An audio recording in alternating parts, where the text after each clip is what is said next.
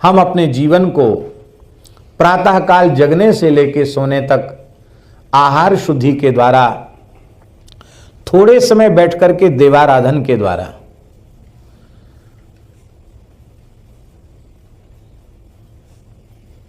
सब्जी मंडी में आप जाते हैं तो सब्जी मंडी बहुत जल्दी लग जाती सवेरे, और देर से जाओ तो क्या मिलेगा? मिलेगा कुछ? सड़ा गला मिलेगा।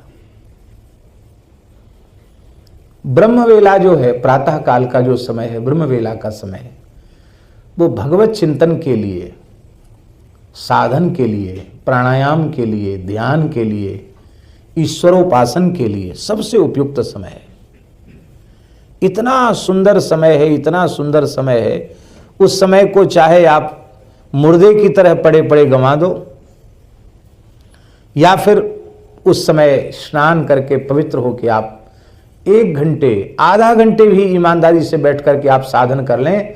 हम विश्वास पूर्वक कहते हैं उसकी दिव्यता का प्रभाव 24 घंटे तक आपके चित्त पर बना रहेगा।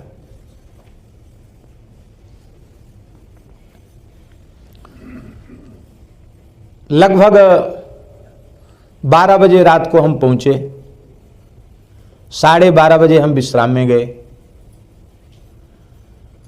और यहां आना था सवेरे 8 बजे। 8 बजे आने का मतलब है जहां रुके थे वहां से 7:30 बजे चलना। फिर भी शायद 5-7 मिनट विलंब ही हुआ आने में। 8 बजे तो यहां नहीं आ पाए। कितने बजे आए? हाँ, तो 10 मिनट लेट हो गए हम।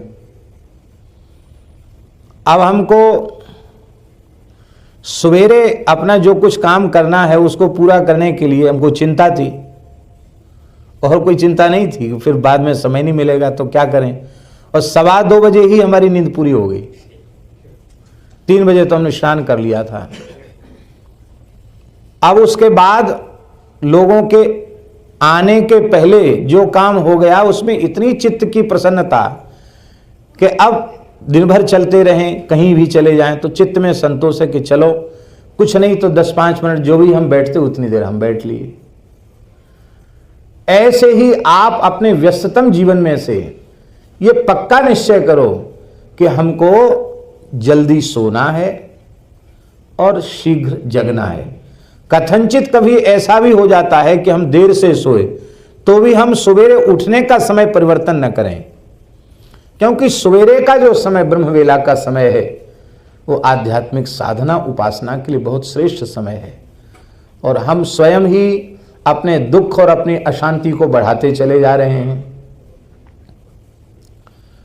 भौतिकता की ओर इतने अधिक व्यग्र होकर के आगे बढ़ रहे हैं कि हमारे जीवन की निजी सुख शांति खोती चली जा रही है, और देखने में हम मनुष्य के जैसे दिखाई पड़ते हैं। अंतःकरण हमारा देखा जाए तो वह दानवी अंतःकरण हो चुका है, आसुरी अंतःकरण हो चुका है।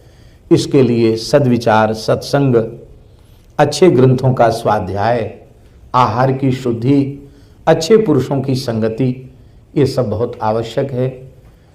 थोड़ा अपना समय इसमें आप अवश्य व्यतीत करें।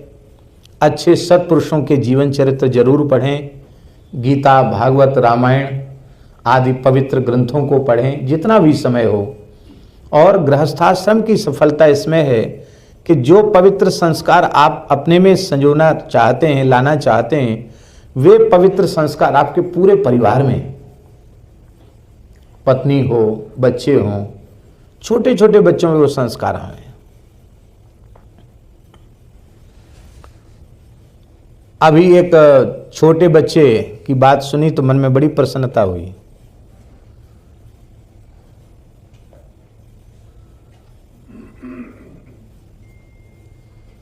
बच्चों से पूछते ना कि तुम बड़े होकर क्या करोगे, तो बच्चे से पूछा गया कि बड़े होकर क्या करोगे, तो उसने क्या कहा? इसी जन्म में भगवत प्राप्ति। हाँ, इसी जन्म में बड़े होकर हम भगवत प्राप्ति करेंगे। छोटा बच्चा। अब ये उसमें संस्कार कहां से आए, कहां से बात उसके मन में आ गई? घर का पवित्र वातावरण होने के कारण, सात्विक वातावरण होने के कारण उस बच्चे में वो सात्विक बात आ गई। तो हम अपने सहित पूरे परिवार का वातावरण पवित्र बनावें, इतना पवित्र वातावरण बनावें कि हमको ये न लगे कि हम शनिवार इतवार को वृंदावन जाएंगे, बिहारी जी जाएंगे, तब हमारे मन में शांति मिलेगी। इतना बढ़िया घर का वातावरण बना दो कि जब अनुभव करें तब घर में ही अयोध्या का दर्शन हो जाए, घर में ही चित्रकूट का दर्शन हो जाए, घर में ही वृंदावन का दर्शन हो जाए, घर के ठाकुर जी में ही बिहारी जी का दर्शन हो जाए। और ये सब कुछ संभव है। भगवान ने जो कुछ हमें दिया है हम उसका विवेकपूर्ण उत्तमोत्तम उपयोग करें। हमारे संत मलुकदास जी ने कहा, एक दया अरु दीनता ले रही है भाई, चरण गहो जाए साधु के रीझे रघुराई।